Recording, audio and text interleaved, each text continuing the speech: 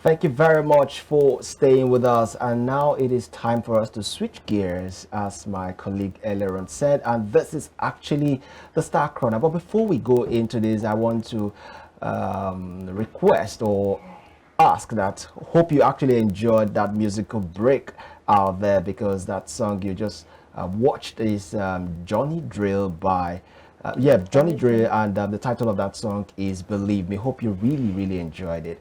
Of course, you believe, and be rest assured that we'll keep giving you more of this musical music, as the case may be. All right, so let's now talk Star Corner, and doing this with us is someone in the studio here with us. Is our guest for today, and is of course Santa Comedy. That's his stage name and also one of his handles as well. But I would also want to read out some informations about him, which is really amusing.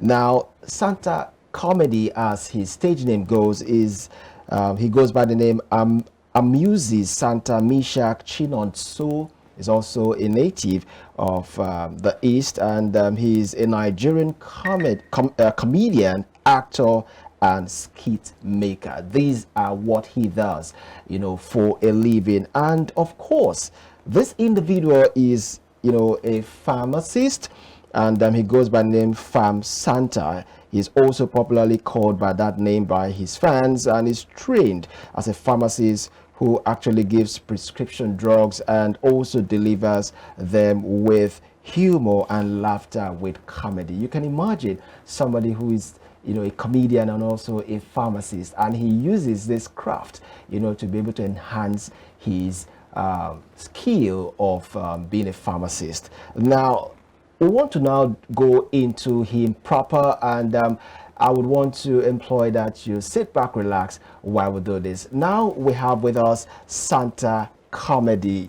Santa Comedy, good morning. Good morning. And, welcome to have you on the show. Thank you. So I'm curious about something. First of all, did you transition from being a pharmacist into comedy? Because I'm trying to understand the correlation. We're going to go into that, because I want to know how he's able to merge these two extremes together.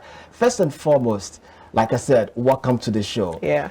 How do you feel being on our program this morning? It's always a pleasure. And it's one of the places everybody would like to be, maybe being in the industry. Most people would like to be here, because I've been craving for a time like this for a very long time. Thank God it's a reality now. Thank you for having me. Okay, Fam. So, like I said, I'm very curious about it. How did you transition, or you're doing the both together?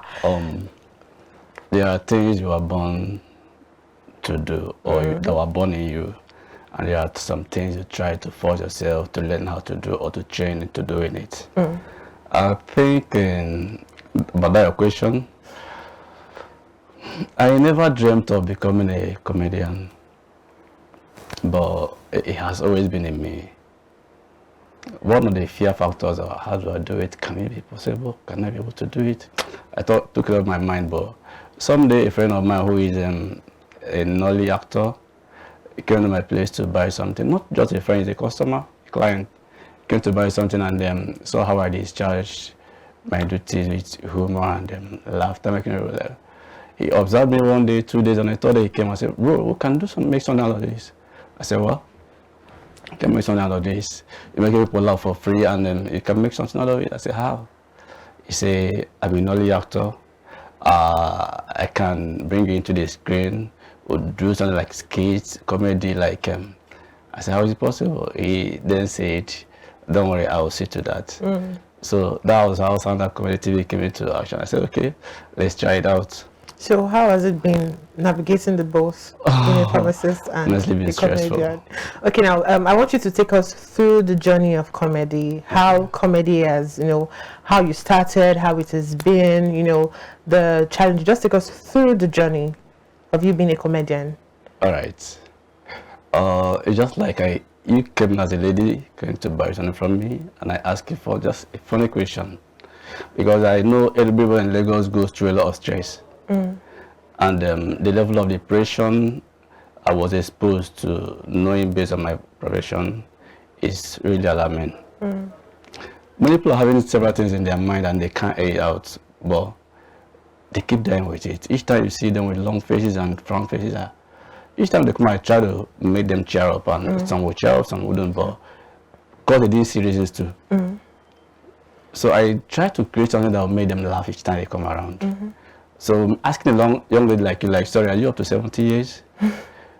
You look at me, it's funny, right? I say, sorry, you might be looking 2022, but I think your engine might be looking up to 80 years. You know, something like that. So the person wouldn't know when the laughter will come out of him or her.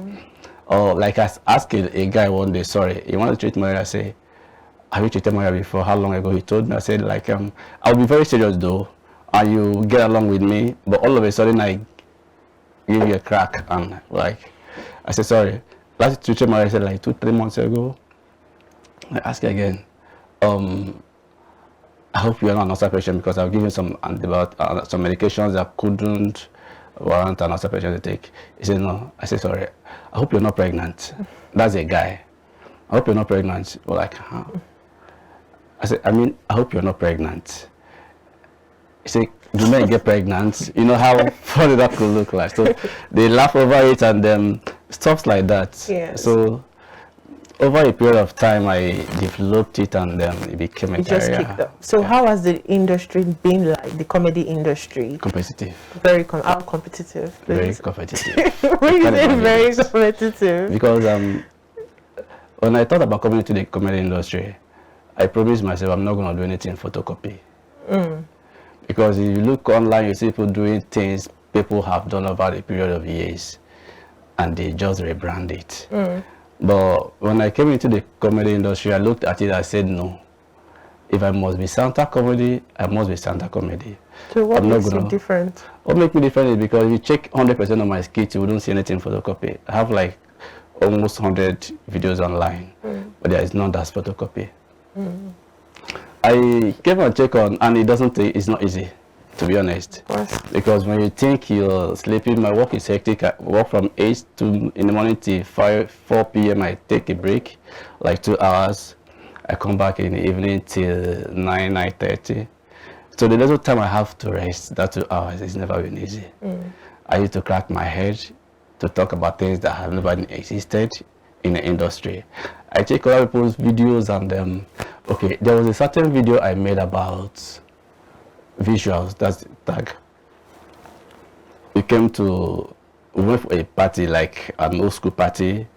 So the cameraman I contracted to do after snapping the pictures, he was just giving us head like this, cut like this, give you on the. Though after seeing that video, when it came to my mind, I was like, let's do it. And when he did it, the person that edited the video didn't do a very wonderful work, you see, but at least it was a little satisfying. But I kept to see, few months later, the one popular guy that just came up from nowhere too, but he's doing very well in the industry, Funny Bros, maybe you know him, or you could do that thing, that's the guy. So I watched on his page someday, he has rebranded the video. And because it has lots of followers, and he was like, wow, I gave him kudos, because when I see something good, I always applaud it. But that was my original content. So was there... All right, let me ask you, how do you, okay, we understand you're into pharmacy, right? Yes, please. And now you venture into comedy. Let us know, how do comedians in this sector, how do they really make money? Is it really, really lucrative? Something they should, venture into?